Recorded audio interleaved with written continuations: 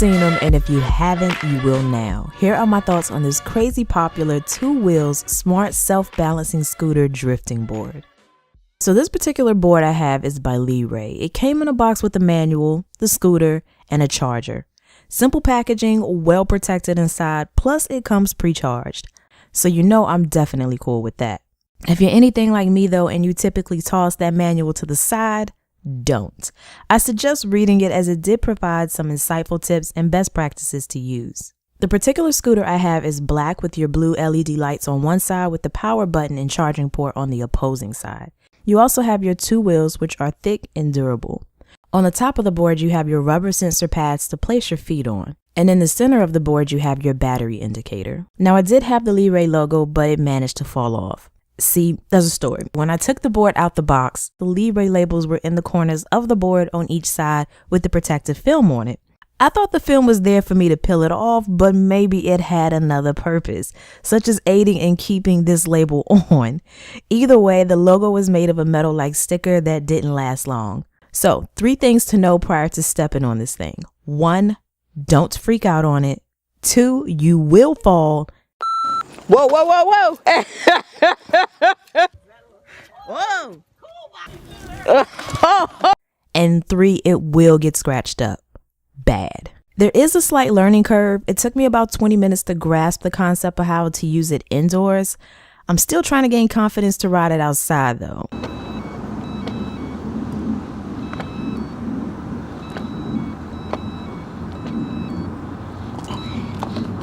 I think it's something about being indoors and I have things to grab on if I need to and a carpet to land on if I fall. Outside though, it's just tons of open space and the hard pavement to land on. So I tend to ride much slower and more cautiously when I'm outdoors compared to when I'm indoors because of this. Metaphorically, it's like swimming in an ocean versus a pool. That's the best way I can describe it. I don't know, but I'm getting better each time though. My cousin, however, hopped on and was riding it like a pro in no time. I think it helps when you have experience riding something that requires you to maintain your balance like a skateboard or skates. That can really help you out with this. So the concept of riding this thing goes like this. And yes, I'm going to illustrate this with my hands because it is a more visible demonstration. The board is sensitive and it doesn't require much pressure from your feet to do the things that I'm about to mention. So to go forward, you're going to just apply a little pressure with the front of your feet. And to go backwards, you're going to do the same method by applying a little pressure with the back of your feet. To turn in a circle, you just simply tilt your feet in opposing directions with slight pressure being applied with the front of one foot and the heel of the other. To turn, you're gently going to apply pressure with the front of your foot you seek to turn with.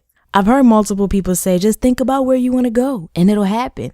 And it's proven true, which really has amazed people, especially when they're trying to grasp how to ride this thing. But this freaky concept of a board that seems to mind read largely plays on what I feel is someone unconsciously moving their feet in the direction they're thinking about going. Either way, the more pressure you apply, the faster you go. The max speed you can reach is 10 miles per hour. And once you hit this speed, the board will beep to notify you that you have hit top speeds. I personally never pushed it this far, but my cousin did. So therefore, I can say you do have to be careful when doing this, because if you attempt to push it faster versus maintaining the speed that you're at, you'll notice the board jerks a bit, which in turn may cause you to jerk and crash. Now, in reference to surfaces that the scooter can ride on, you can put it on the carpet, hardwood floor, concrete, gravel, and even in the grass. So no worries on versatility of riding spaces. As for hills, you can manage to get up and down ones with smaller slopes, but definitely not a curb. That ain't gonna happen.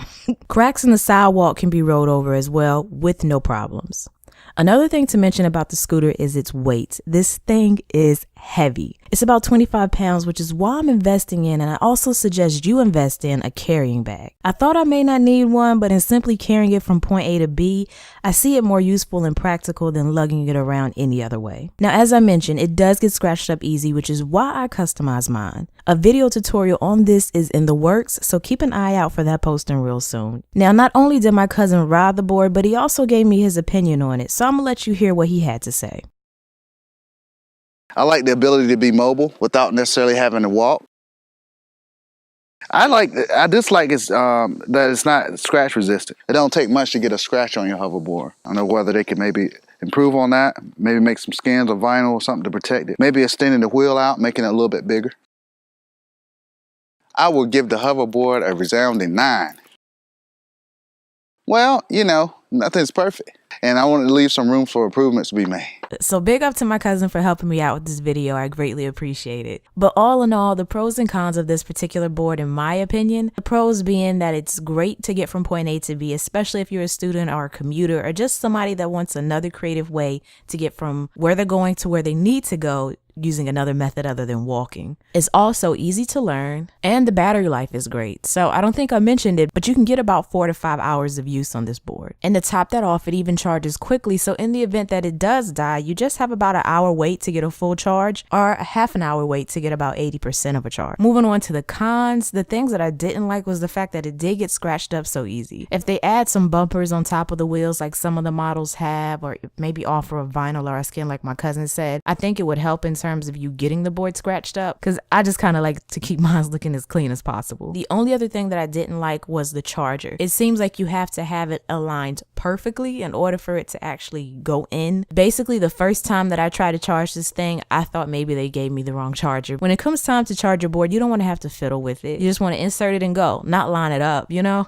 So, okay, let's talk about that coin you need for this board to be yours. This particular model can be purchased right now for $3.99, which is honestly a great deal to me. Now the prices do fluctuate, so if by the time I upload this video the price is not the same, the correct one will be annotated in the video and linked below. Now other manufacturers do make these boards such as Hawk and Funky Duck, and some of you may be wondering which company offers the best board, and truthfully I'm not sure, but personally I feel they are all the same based upon the research I've done. The only difference is being the design, because there's a slew of color options and even the shape of the board can be different, but at the end of the day they all do the same thing. They power you across the floor in one of the most enjoyable, head-turning, fun ways possible. I know when it came to finding a model to purchase, I was leery of buying one from just any random site, even though the temptation was high with their offer of extremely low prices starting at $250. Because frankly, a lot of people are selling these from all over the world. But my concern was, what's the shipping time, and is this site that I'm looking at even legit? So I cannot attest for all but the one from Amazon, which I do recommend and will be linked below. Overall, I love this thing, and I can see why people can't seem to get off of it and ride it everywhere. Definitely a must buy if you're looking for a new piece of cool tech to enjoy and check out. So that pretty much sums everything up for this video. If you enjoyed it, please go ahead and hit that thumbs up button if you haven't already.